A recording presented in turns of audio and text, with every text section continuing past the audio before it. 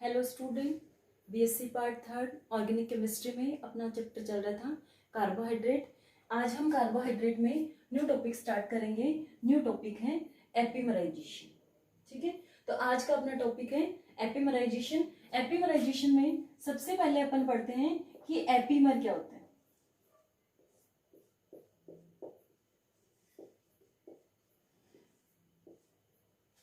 Epimer यानी ऐसे diastereomer या डायस्टीरियोमर है उन जिनको हिंदी में बोला जाता है विवरिम समावयवी। तो ऐसे डायस्टीरियोमर जो केवल एक असममित कार्बन पर विन्यास में भिन्न होते हैं उन्हें अपन क्या कहेंगे, एपीमर। ठीक है, तो ऐसे डायस्टीरियोमर जो केवल एक असममित कार्बन पर विन्यास में भिन्न होंगे उनको अपन क्या कहेंगे, एपीमर। अब यहाँ पे देख लो, डायस्टीरियोमर या विवरिम समावयवी ऐसे त्रिविम समावयवी या स्टीरियो आइसोमर जो एक दूसरे की मिरर इमेज नहीं होती। जो मिरर इमेज होते हैं उनको बोलेंगे अपन इनेंशियोमर, और जो एक दूसरे की मिरर इमेज नहीं होते उनको अपन क्या कहेंगे, डायस्टीरियोमर। तो ये एपीमर भी एक दूसरे के डायस्टीरियोमर है, यानी एक दूसरे की मिरर इमेज नहीं होते और एक असममित कार्बन में विन्यास में भिन्न होते हैं। तो ऐसे जो समावयवी हैं उनको अपन क्या कहेंगे, एपीमर या फिर विवरिम समावयवी। अब इसमें देखो, अपन एग्जांपल देखते हैं। डी ग्लूकोज की स्ट्रक्चर अपन देख चुके, एल्डोहेक्सोज शुगर है ये।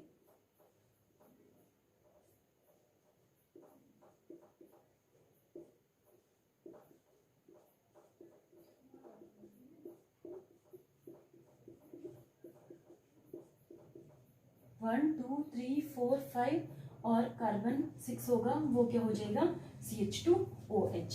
तो ये किसकी स्ट्रक्चर है, अपने डी ग्लूकोज की स्ट्रक्चर। ठीक है, अब इसमें देखो 4 एसिमेट्रिक कार्बन है, ये भी एसिमेट्रिक कार्बन। एसिमेट्रिक कार्बन यानी जिसकी वैलेंसी चारों डिफरेंट ग्रुप से सेटिस्फाइड हो। तो ये भी एसिमेट्रिक कार्बन है, ये भी एसिमेट्रिक कार्बन है, ये भी एसिमेट्रिक कार्बन है और ये भी एसिमेट्रिक कार्बन है।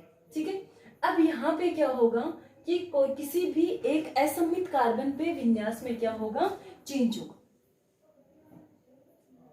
ठीक है, अब यहाँ पे इसका अपन देखते हैं, यहाँ पे C4 एपीमर। तो ये C4 है, C4 में विन्यास में चेंज होगा। विन्यास में चेंज होगा यानी OH ग्रुप है वो उसमें लेफ्ट साइड में होगा और H होगा वो राइट साइड में होगा। C4 epimer.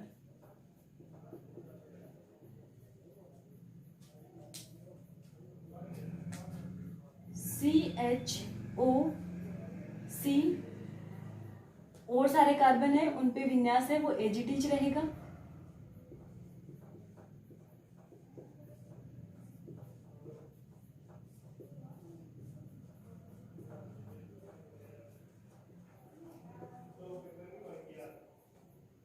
ठीक है, अब यहाँ पे देखो दोनों की कॉन्फ़िगरेशन बिल्कुल सेम है, लेकिन यहाँ पे कार्बन 4 पे OH है, इसमें राइट साइड में ये है इसका कार्बन नंबर 4 और इसका कार्बन नंबर 4 है वो ये हो गया। अब इसमें OH है राइट साइड में है और इसमें OH है वो लेफ्ट साइड में हो गया। तो इन दोनों में आपस में रिलेशन क्या हो गया, ये दोनों आपस में C4 एपीमर है। यहाँ पे एक से ज्यादा एसिमेट्रिक कार्बन प्रेजेंट है, लेकिन किसी एक एसिमेट्रिक कार्बन है उस पे कॉन्फ़िगरेशन में चेंज है। तो ये डी ग्लूकोज है, ये इसका C4 एपीमर है और इसको बोलते हैं डी गैलेक्टोज।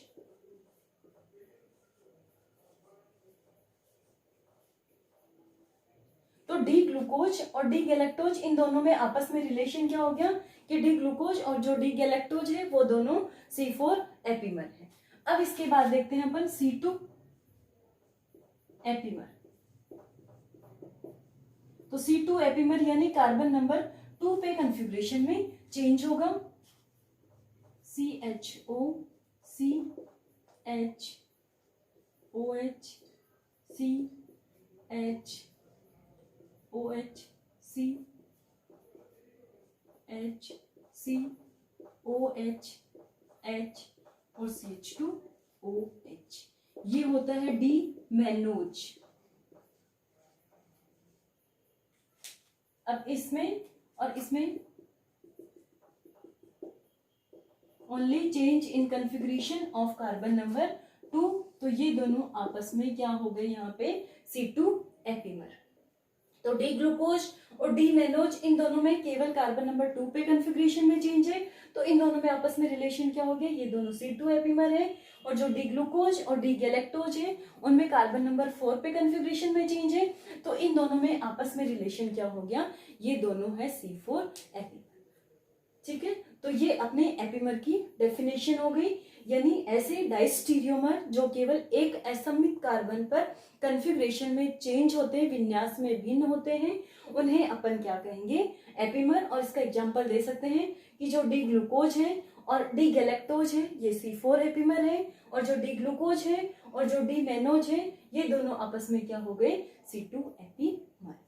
अब अपन देखते हैं एपीमराइजेशन।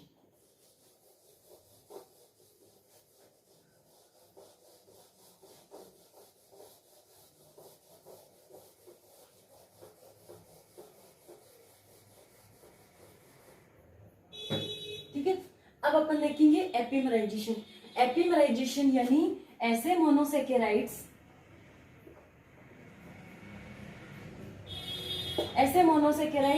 जिनमें एक से अधिक एसिमेट्रिक कार्बन प्रेजेंट हो, एक से अधिक एसिमेट्रिक कार्बन प्रेजेंट हो, तो उसमें क्या होगा, किसी एक एसिमेट्रिक कार्बन के कन्फिग्रेशन में अगर चेंज होता है तो वो प्रोसेस क्या कहलाएगी, एपीमराइजेशन। या फिर सिंपल लैंग्वेज में अपन कह सकते हैं किसी एक एपीमर का किसी दूसरे एपीमर में परिवर्तित होना क्या कहलाएगा, एपीमराइजेशन। अब इसमें एपीमराइजेशन में अपन देखते हैं कि डी ग्लूकोज है टू डी मैनोज। ठीक है, तो डी ग्लूकोज और जो डी मैनोज है वो दोनों आपस में C2 एपीमर है, तो एक एपीमर है वो दूसरे एपीमर में चेंज हो रहा है, तो ये प्रोसेस अपनी क्या हो जाएगी, यहाँ पे एपीमराइजेशन हो जाएगी। अब सबसे पहले देख तो चेंज किस तरीके से होगा, CHO डी ग्लूकोज की स्ट्रक्चर लेते हैं अपन।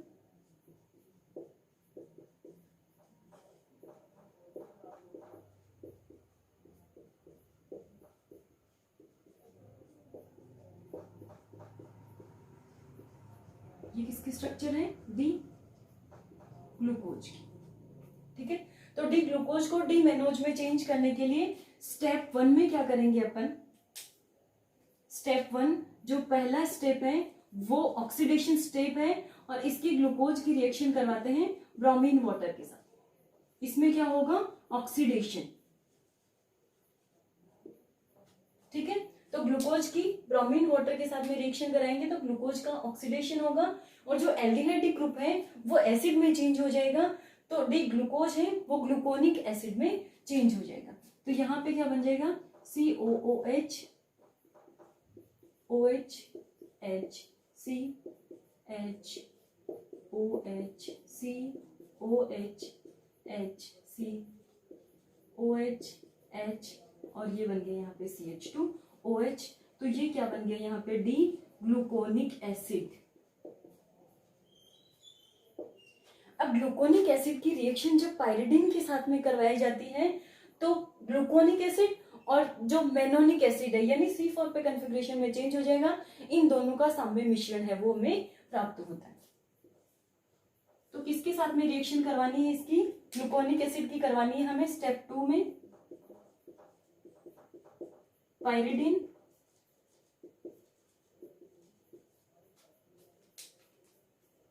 तो मेनोनिक एसिड,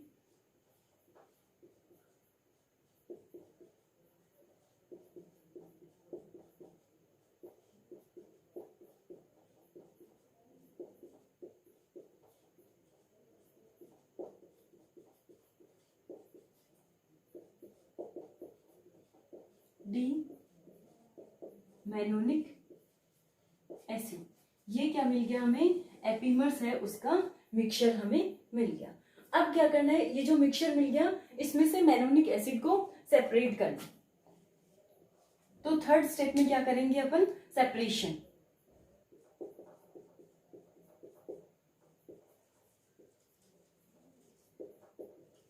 तो सेपरेशन में किसको अलग करेंगे, मैनोनिक एसिड को सेपरेट करेंगे, तो COOH CH OH, CH, OH, OH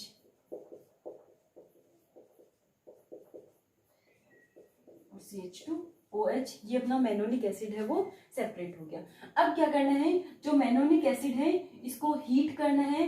heat करेंगे तो क्या होगा, इसमें से वाटर मॉलिक्यूल का लॉस हो जाएगा। अब वाटर मॉलिक्यूल है इसमें कहाँ से रिलीज होगा, जो OH कार्बोक्सिलिक ग्रुप है उसका, और जो कार्बन 4 का जो हाइड्रोक्सिल ग्रुप है उसका H+ है, इसका लॉस होगा। और एक लैक्टोन यानी जो साइक्लिक एस्टर है उसका फॉर्मेशन होगा। तो OH का एसिड और एल्कोहल की रिएक्शन से एस्टर बनेगा, लेकिन यहाँ पे जो एस्टर बन रहा है साइक्लिक एस्टर, साइक्लिक एस्टर को क्या बोला जाता है, लैक्टोन। तो देखो यहाँ किस तरीके से लैक्टोन का फॉर्मेशन होगा, C double bond O, C OH H, C H OH, C H oxygen, और नीचे वाला है वो एजिटीज रह जाएगा। ये हो गया मैनोलैक्टोन। अब जो लैक्टोन का फॉर्मेशन हो गया, उन लैक्टोन्स का क्या करना है, स्टेप लास्ट स्टेप में करना है रिडक्शन। और जो रिडक्शन कराएंगे वो किसकी प्रेजेंस में होगा, सोडियम अमलगम की प्रेजेंस में रिडक्शन होगा। रिडक्शन होगा तो ये अल्कोहल में चेंज हो जाएगा और ये वापस से एल्डिहाइड में कन्वर्ट हो जाएगा। तो CHO, CH OH, CH OH, CH OH, CH OH, CH2OH। तो यहाँ पे किसका फॉर्मेशन हो गया, डी मैनोज का फॉर्मेशन हो गया।